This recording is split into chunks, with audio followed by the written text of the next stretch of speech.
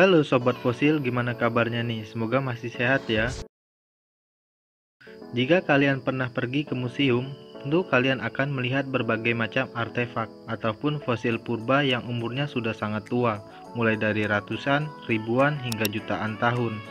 Tentu saja hal tersebut menimbulkan rasa penasaran bagi kalian.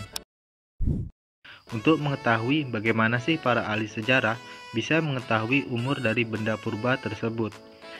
Jika umur artefak atau fosil tersebut masih puluhan atau ratusan tahun, tentu saja para sejarawan ataupun arkeolog dapat berpatokan terhadap jurnal, tulisan seperti prasasti, saksi sejarah, hingga film dokumenter jika ada.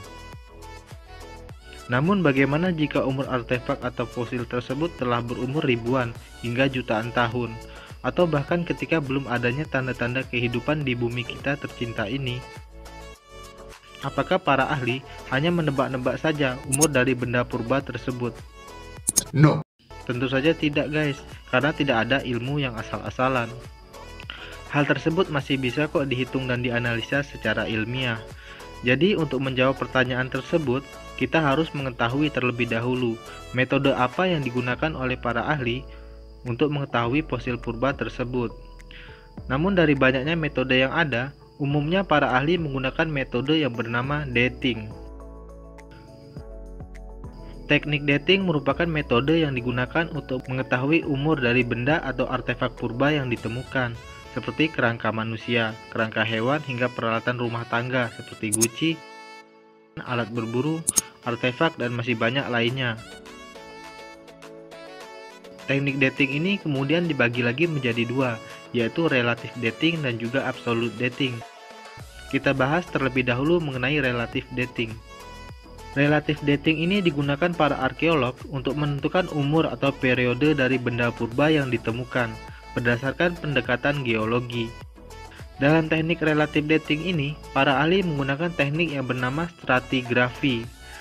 Stratigrafi merupakan teknik sederhana yang menggunakan lapisan-lapisan tanah dari setiap strata, dimulai dari lapisan yang paling bawah, berarti yang paling tua, dan setiap lapisan memiliki periode atau umurnya tersendiri. Teknik ini dipelopori oleh William Smith pada abad ke-19. Yang kedua, ada teknik yang bernama absolute dating. Teknik ini dapat menentukan penanggalan benda purbakala berdasarkan penanggalan radiometrik yang ada dalam fosil ataupun benda purba yang ditemukan. Jika kalian belajar pelajaran fisika, pasti kalian tahu bahwa semua hal yang ada di dunia ini terdiri dari material yang bernama atom. Dan ada satu jenis material yang pasti dimiliki oleh semua makhluk hidup, yaitu isotop karbon, yang dibagi lagi menjadi dua, yaitu isotop karbon 12 dan juga isotop karbon 14. Karbon 12 sudah tersedia oleh alam, namun karbon 14 melalui proses yang tercipta dari luar tata surya kita, seperti sinar matahari, yang kemudian diserap oleh tumbuh-tumbuhan. Kemudian tumbuhan tersebut dimakan oleh hewan, dan hewan tersebut dimakan oleh makhluk hidup lainnya. Kemudian, jika tumbuhan atau makhluk hidup itu mati, jumlah karbon 14 akan berkurang, sedangkan karbon 12 akan tetap stabil. Waktu paruh dari karbon 14 ini yaitu 5.730 tahun untuk berkurang setengahnya. Saat ini sudah ada alat yang bernama mass spectrometer untuk mengetahui jumlah karbon yang ada di dalam benda purbakala. Apakah sampai di situ saja? Ternyata belum guys, masih ada beberapa perhitungan serta perbandingan lainnya yang harus dilakukan para arkeolog hingga mereka benar-benar tepat dalam menentukan usia dari benda purbakala tersebut.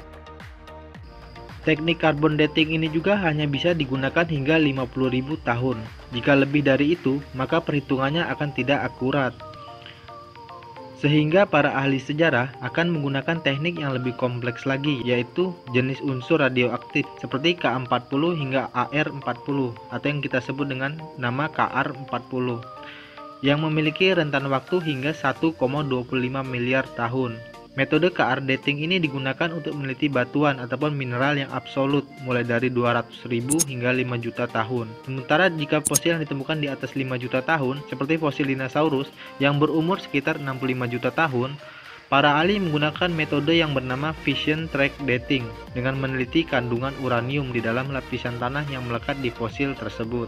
Jadi, selama fosil atau artefak purba tersebut masih memiliki unsur yang disebutkan di atas, maka para ahli masih bisa menentukan tanggal atau periode kehidupan dari spesimen purba tersebut. Dan hal tersebut tentu bisa dipertanggungjawabkan kebenarannya. Jadi bukan hasil dari tebak-tebakan saja ya. Namun untuk masa depan, teknik ini akan sulit dilakukan karena saat ini seringnya penggunaan nuklir yang berakibat terhadap lingkungan terutama atmosfer yang membuat perhitungan bisa saja tidak akurat. Jika kalian ingin tahu lebih banyak tentang ilmu arkeologi, kalian bisa melanjutkan kuliah di bidang arkeologi atau kalian bisa subscribe channel ini ya. Semoga informasi ini bisa bermanfaat dan jika ada saran atau pertanyaan dapat kalian sampaikan di kolom komentar. Jangan lupa berikan like-nya ya. Salam jas merah.